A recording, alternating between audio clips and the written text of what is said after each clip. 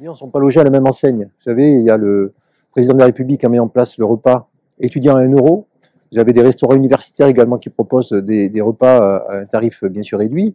Le coût d'un repas étudiant, c'est globalement 3,30 €. Hein, et il y a eu en plus pour tous le repas à 1 euro. Mais encore faut-il qu'il y ait des restaurants universitaires, ce qui n'est pas le cas partout. Donc, dans tous les endroits où il n'y a pas de restaurant universitaire, comment font les étudiants pour manger, se nourrir et surtout avoir accès à une offre à prix réduit, d'autant qu'ils sont dans la précarité pour certains la plus totale, puisqu'ils n'ont plus de petits boulots pour travailler et n'ont pas accès donc à cette restauration sociale.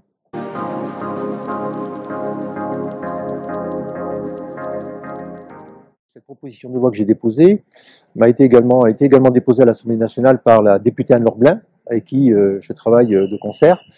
Comment ça fonctionne? Tout simplement comme un ticket restaurant normal d'une société. Vous avez un prix qui est payé par l'entreprise quand c'est un ticket restaurant étudiant, un ticket restaurant dans une entreprise, et le reste qui est pris en charge par l'étudiant. Ben là, il suffit simplement que ce soit le Crous, donc l'État qui prenne en charge la moitié.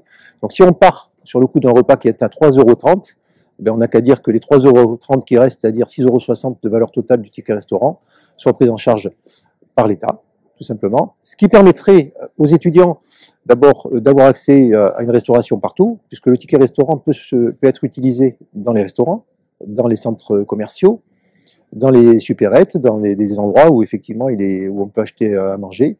Et donc ça permettrait d'avoir une offre beaucoup plus intéressante, beaucoup plus élargie pour tous les étudiants, puisque les restaurants universitaires, quand il y en a, sont fermés le week-end.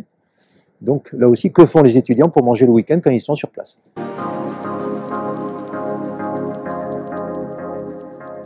Et quand j'ai interpellé la ministre Vidal il y a 3 semaines en lui disant nous voulons un amphi, pas un psy, c'est effectivement ce que veulent les étudiants. Ils veulent travailler, ils veulent reprendre leurs études, avoir des cours en présentiel. Je l'ai dit et je l'ai redit plusieurs fois dans mes prises de parole au Sénat, les étudiants aujourd'hui ont leurs cours en distanciel, perdent complètement leurs repères, n'ont jamais rencontré leurs amis, décrochent totalement, deviennent un petit peu, je viens de dire dépressifs, puisque l'idée de mettre des psys par la ministre, c'est intéressant, mais ça vient démontrer justement qu'il y a un vrai mal-être étudiant.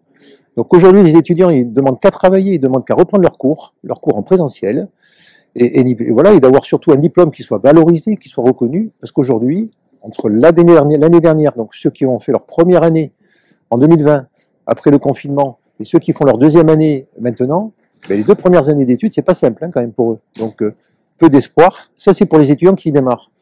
Peu d'espoir également pour ceux qui finissent leur diplôme. Ceux qui sont en 5e année, ben, ils voient un peu le marché du travail se rétrécir.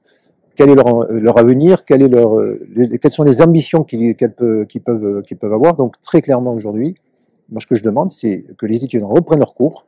Aujourd'hui, c'est quelques cours qui reprennent. Allez, 1 jour par semaine, une demi-journée par semaine, ça ne suffit pas.